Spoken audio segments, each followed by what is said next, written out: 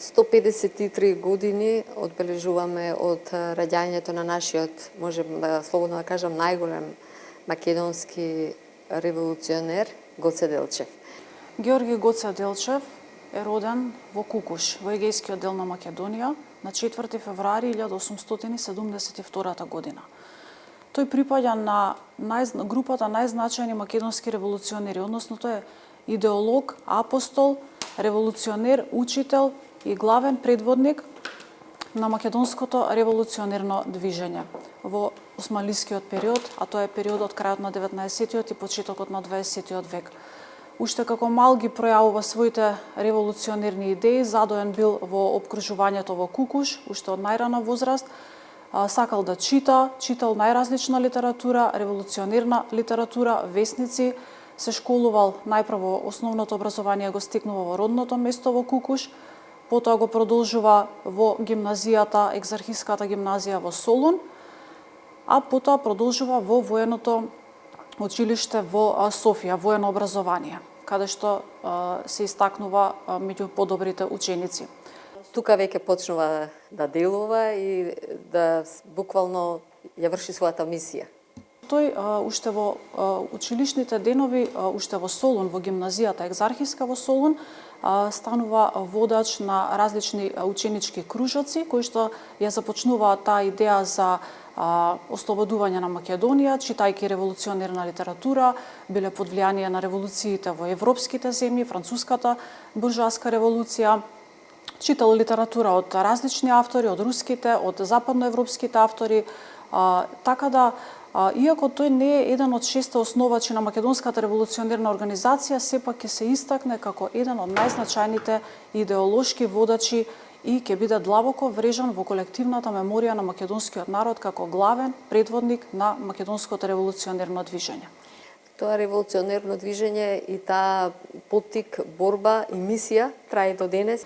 Најпрво работел како учител во Ново село Штипско, потоа бил назначен за главен училишен инспектор во Банско, за потоа да се вклучи во револуционерното движење. Всушност, со неговата учителска дејност, тој само ја прикривал вистинската негова дејност, а тоа било револуционерното дејствување. Главната негова идеја била ширење на мрежата на македонската револуционерна организација меѓу населението, вклучување на ново членство во организацијата, потоа формирање на тајни канали за пренесување на оружје, кое што било многу значајно за едно востание. Гоце Делчев е заслужен за формирањето на тајните канали преку кои што требало да се внесува оружје за потребите на идното востание. Голем број од тие тајни канали биле всушност поврзување на територијата на Македонија со Бугарија, а подоцна и за време на неговите обиколки низ Македонија. Имал извесен период престој и во југозападните делови на Македонија, во Костурскиот, Леринскиот крај, каде што вршел собири, советувања меѓу населението и се ангажирал околу формирање на тајните канали за пренесување на оружје и преку Грција. Неговата идеја била снабдување на населението со оружје. Сметал дека само со вооружување на населението може да се крене едно востание. Може ли да истакнеме неколку позначајни имиња од историјата каде што навистина соработувал и делувал, иако знаеме дека неговиот живот згаснал многу рано? Така, неговиот живот траел кратко, но во тој краток временски период тој бил доста активен, постојано бил вклучен на терен меѓу населението, директни контакти имал со Дамјан Груев, со тоа што Гоце Делчев се смета за срцето на македонската револуционерна борба, Дамјан Груев за волјата на македонската револуционерна борба. Уште во првата нивна заедничка средба, веднаш Дамјан Груев, како учител во Ново село Штипско, добил добар впечаток за идното дејствување на Гоце Делчев.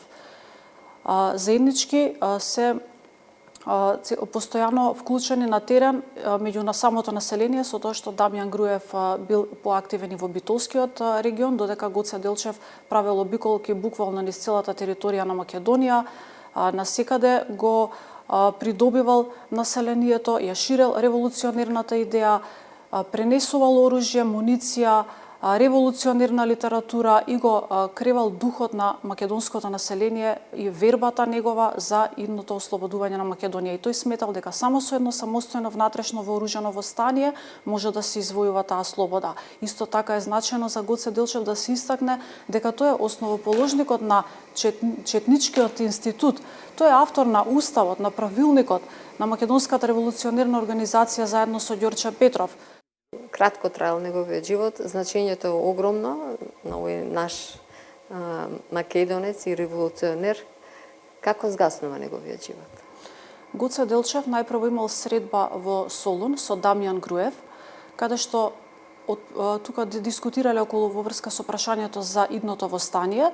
Тука се разделува. Дамјан Груев заминува во Битолскиот револуционерен реон, каде што имало идејата била да се организира конгрес, додека Гоце Делчев заминал во Серскиот округ со цел организирање на конгрес и подготвување на населението. Тој ја застапувал идејата за восстание, исто како и Дамјан Груев, но сметал дека во тој момент била забрзана одлуката заради сплет на околности и дека не биле, стоел на ставот дека не биле доволно подготвени во однос на вооружување. Но сепак се усогласиле околу прашањето за восстание и Гоце Делчев заминал од Солун во Серскиот револуционерен реон со цел да организира конгрес за тој округ и тука згаснува неговиот живот. На 4 мај 1903 во селото Баница Серско ќе загине, односно селото било опколено од османлиската војска и тука згаснува животот на Гоце Делчев. Рано завршува неговиот живот, меѓутоа таа мисла, таа цел трае до денес. И позната е неговата девиза, дека го разбира светот како поле за културен надпревар меѓу на народите. Всушност Гоце Делчев бил голем космополит, визионер, кој што не правел никаква поделба меѓу луѓето, меѓу населението, туку сакал да ги сплоти во една целина сите незадоволни од тогашниот режим за извојување на слободата и автономијата на Македонија.